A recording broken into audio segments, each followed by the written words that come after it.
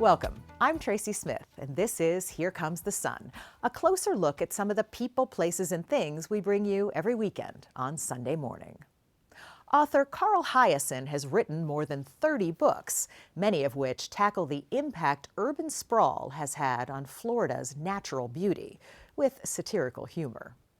His 2013 novel, Bad Monkey, now a series streaming on Apple TV+, follows Detective Yancey, frustrated with development next door, infringing on his sunset view.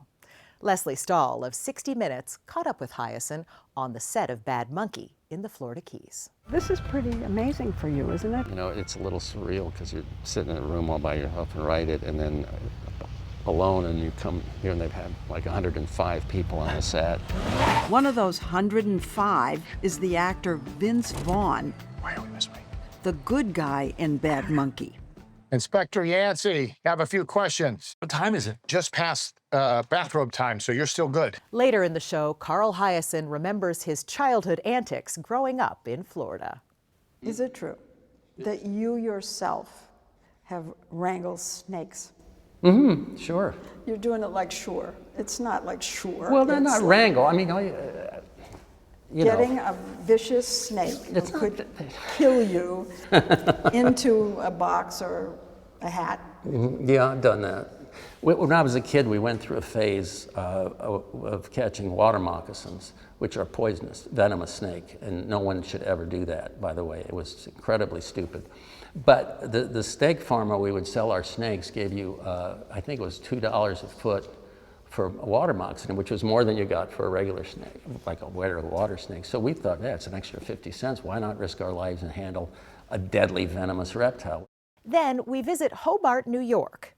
It may be a less well-known destination than the Florida Keys, but it's just as quaint. The small town of just 400 residents, nestled in the northern Catskills, is proudly known as a book village, with 7 bookstores along one main street block. Visiting Hobart has become something of a pilgrimage for devoted bibliophiles. Conor Knighton takes us there. Writers and readers now make pilgrimages to Hobart, in part for what the town represents. Oh, hey, you found something? Hey, yeah. Good. They like to feel like they're in a place where books matter. Because I think a lot of people are in places where books don't matter. And so when they come here, they're so happy. I mean, really, I found it quite strange at first. It's like, okay. But quite moving. Very moving. That's all coming up right here on Here Comes the Sun.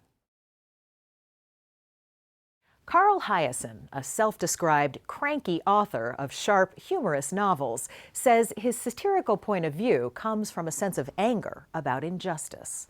That sentiment is on display in his book Bad Monkey, now a streaming series on Apple TV+, starring Vince Vaughn. Here's Lesley Stahl of 60 Minutes. I wonder how you would describe yourself. Crank, curmudgeon, crusader. Crank, definitely. Cranky. Maybe not a crank. No, I think when you write satire, which is what I do, satire always comes from a place of anger, a sense of injustice about things. Satire has a target. The cranky, crusading Carl Hiaasen has channeled that anger into more than 30 books. And now one of his snarkiest satires, his 2013 novel, Bad Monkey, has been turned into a series on Apple TV+. That's all they found? Nah, man, the head's in the passenger seat. If you're too grouchy to answer the question, just say I'm too grouchy to answer the question. You have to hit me with the head in the passenger seat. We caught up with the 71-year-old Hiaasen in the Florida Keys, where Bad Monkey was being filmed. This is pretty amazing for you, isn't it? You know, it's a little surreal because you're sitting in a room all by yourself and write it, and then alone, and you come here and they've had like 105 people on the set. One of those 105 is the actor Vince Vaughn, Why are we this way? the good guy in Bad Monkey. Inspector Yancey, I have a few questions. What time is it? Just past bathrobe time, so you're still good. Okay. You want to come see the set? I'd love to. I'd love to. Here he plays the main character, police detective Andrew Yancey. The house that from the front Yeah, is god awful, but it's really just a set. yeah. But I think everyone's glad it's just pretend and not here forever. I would call it a Key West egg yolk monstrosity. Monstrosity, yes. And this is my house, Yancey's house. Oh, perfect. Just a simple little bungalow, really. It's been there for quite a while, right? One theme in all of Hiaasen's writing is New Florida versus Old Florida, development versus nature. Not just bad monkeys, No! Bald monkey. but bad neighbors. There was a dead raccoon in my house. Yancey lives in a beautiful little home in Big Pine Key, and this mansion is being built next door. It's blocking his view. It takes away the sunset, everything. And that's all he lives for. Broadly speaking, Bad Monkey is based on his own life in Florida. Everywhere I went as a kid, went hunting and fishing and catching critters and all that stuff, is all paved over. It's all concrete now. But I saw it happening from a very young age, little 6 or 7 years old. And I was pissed off then, and I'm still pissed. For 45 years, Hiaasen has turned his outrage into newsprint at the Miami Herald as a reporter and a columnist. You often railed against the paving over of Florida. The novel seemed to be an extension of that. Yeah. So it's all one piece. Yeah, but it's all coming out of the same place, I think. It's the same fuel. I think you really have to care about a place to write about it. You have to care if it's going to be good. It's the overwhelming beauty of the place is what makes my characters behave the way they do. Some of your characters talk about the beauty as if they're in a church or a cathedral. Very much. For me, that's church. I mean, It's spiritual. It is very spiritual, and Yeah. you just turn a corner in a mangrove swamp, and all of a sudden, you see a beautiful spoonbill up in the tree or something. That's it. That's when you're reminded, like, we can't screw this up. Hiaasen worships Florida's flora and fauna, but our own species, not so much. I love the words you use. I love them. So here are just some words I pulled out of your books. Greed heads, whore hoppers, pretty good. Pillhead fugitive felon. He had facial skin like Rice Krispies. Even you're laughing. Well, I remember that line, yeah.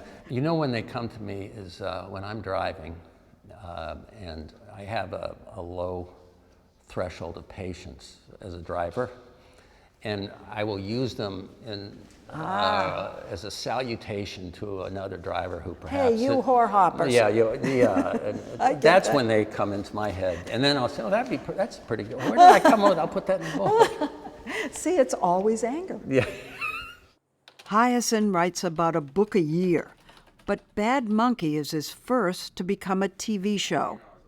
He's feeling good about it, even though 2 feature films based on his novels, Striptease and Hoot, tanked.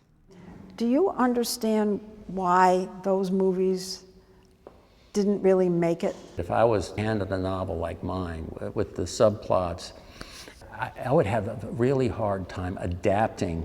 Yes. The exciting thing about Bad Monkey is that it's a series. And you can do more backstory. You can do all kinds of things that you can't do in a feature film. Another thing that's different about Bad Monkey is veteran TV producer Bill Lawrence.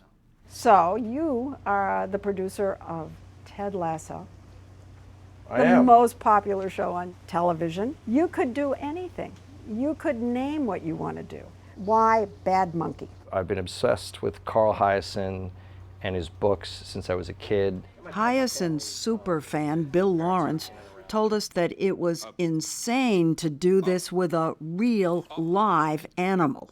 Every time we come to a point that it says, and the monkey hisses or scowls, the monkey just smiles like that, and then usually we'll give you a kiss on the hand, or wink at you, and you're like, you gotta be a bad monkey! It's not just the monkey that caused a problem on the set. I see one right now. You don't. Tiny indigenous key deer, around the size of golden retrievers, kept stealing the crew's food. Florida's the only place where endangered species line up for Dunkin' Donuts at sunset. Hiaasen hasn't gone Hollywood. In 2020, he wrote another novel, Squeeze Me, about fat cats and pythons slithering around the grounds of a Palm Beach mansion, suspiciously like Mar-a-Lago. And there's a character, a central villain kind of character in the book, who was a president of the United States. You think? Yeah. Well, There's a resemblance? in the book, yeah, there seems to be a resemblance. And Hiaasen even co-wrote a song last year with his good friend and fishing buddy, the late Jimmy Buffett. Things got exciting and the fish started biting and poles were bending. Everybody loves a happy ending. Whatever genre he's working in, you can always expect a funny ending. I got a letter one time from a reader who said, I love your books about Florida, and I'm moving there anyway.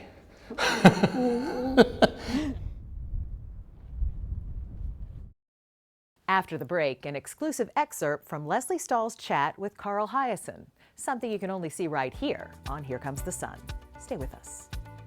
I wanted my kids to be able, I wanted to take them fishing at the same places that I went fishing as a kid. You know, and that's a dream. As promised, here's more from Lesley Stahl's interview with Carl Hiaasen. So you wrote a column for the Miami Herald for about 35 years, and you just retired it a year ago. Yeah. Why did you give it up?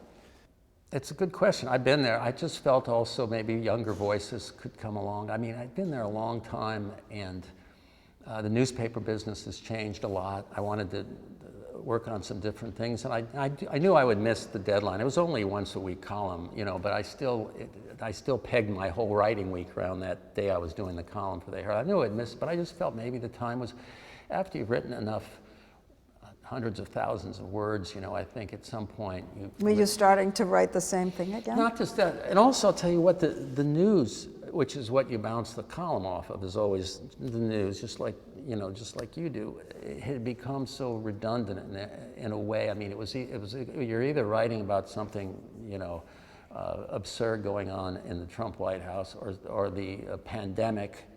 And I found I didn't have enough time to be true to that and then write about a lot of the environmental issues I wanted to write about in Florida, because they were always going to be here, but the other stuff that was happening was so extraordinary. Is it true that you yourself have wrangled snakes?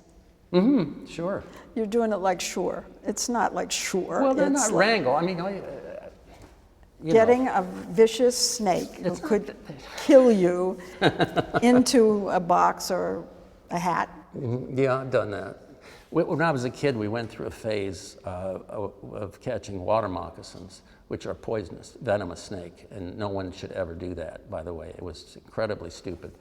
But the steak farmer we would sell our snakes gave you, I think it was $2 a foot for a water moccasin, which was more than you got for a regular snake, like a regular water snake. So we thought, yeah, it's an extra 50 cents. Why not risk our lives and handle a deadly venomous reptile? It made sense to us at the time.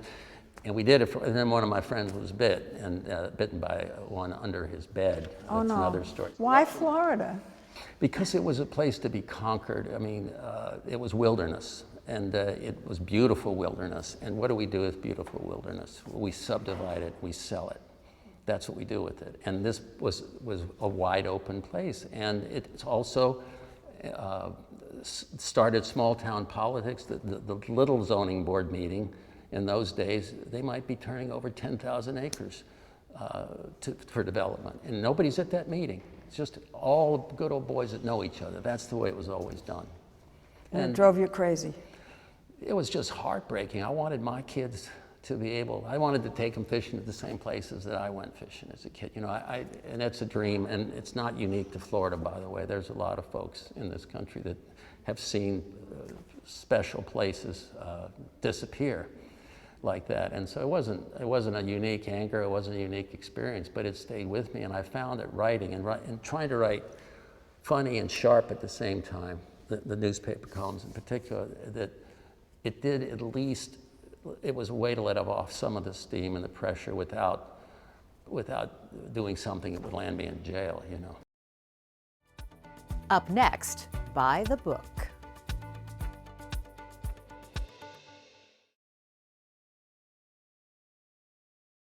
Welcome back. You probably won't find the latest bestsellers in Hobart, New York, the so-called Book Village of the Catskills.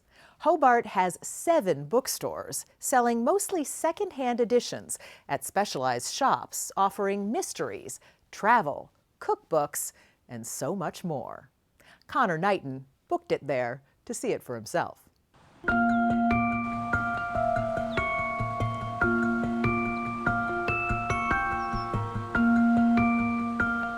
Nestled in the northern Catskills, the tiny village of Hobart, New York is home to around 400 residents and millions of fascinating characters.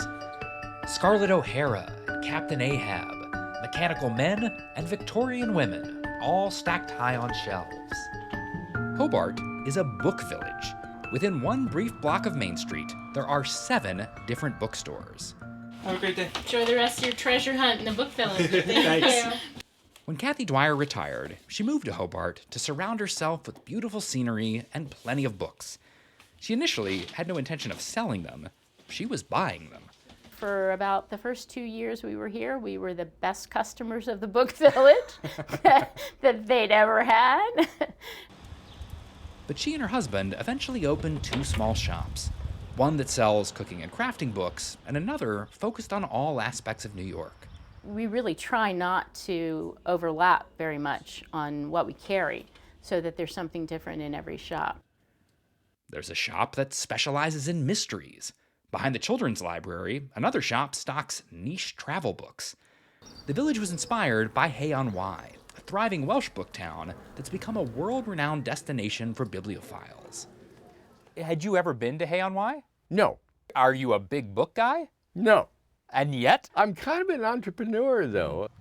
Don Dales grew up near Hobart, which was once a key supply stop for the surrounding agricultural industry. When he moved back to the area 2.5 decades ago, times had changed. This town was a ghost town. I always say that tumbleweed was going down Main Street. It was depressing. Dales purchased several buildings on Main Street. Around that same time, a couple from Manhattan moved to town and opened the William H. Adams Antiquarian Bookstore. Dales thought there might actually be strength in numbers, so he started turning his buildings into more bookstores. And I went out, I bought a lot of books and a lot of lumber and made a lot of bookshelves. Old books gave Hobart a new identity and new residents, like retired professors Barbara Ballier and Cheryl Clark, the proprietors of Blenheim Hill Books. I think Barbara had always fantasized about having a bookstore because of her love of books. I did it. I just wanted to retire. Clark knows a thing or two about books. She's published several collections of her poetry. She also knows a lot of writers. Welcome everyone to the 11th annual Hobart Festival of Women Writers. Clark co-founded an annual weekend of female-focused readings and workshops in Hobart. In the second stanza, the second line, the phrase that I used was, "This precious, this hateful earth." Writers and readers now make pilgrimages to Hobart, in part for what the town represents. Oh, hey, you found something? Hey, yeah. Good. They like to feel like they're in a place where books matter, because I think a lot of people are in places where books don't matter. And so when they come here, they're so happy. I mean, really, I found it quite strange at first. I was like, okay. But quite moving. Very moving, yeah. You won't find all the latest bestsellers in Hobart. Almost everything here is secondhand. And nobody here is getting rich. For the shop owners, these stores are a labor of love, a new chapter in their lives. Like mysterious stories? I do, yes. Is this a story? It looks pretty mysterious to me. What do we got? Ulysses Moore. Just $2 will get you a book and a cookie at Mihaly Asgharian's table at the Hobart Farmers Market. Who knows? He may one day open the village's 8th bookstore. So I think this will... Yeah, I'll just... Don Dales thinks there's still room to grow. People like a book. They like to see them on the shelves. They like to see the spine of the book and say, oh, I remember that book. That was a wonderful book. And besides, a home without books, that's a boring home, unless it has a cat. I'm Tracy Smith. Thanks for joining us. We'll see you here next time on Here Comes the Sun.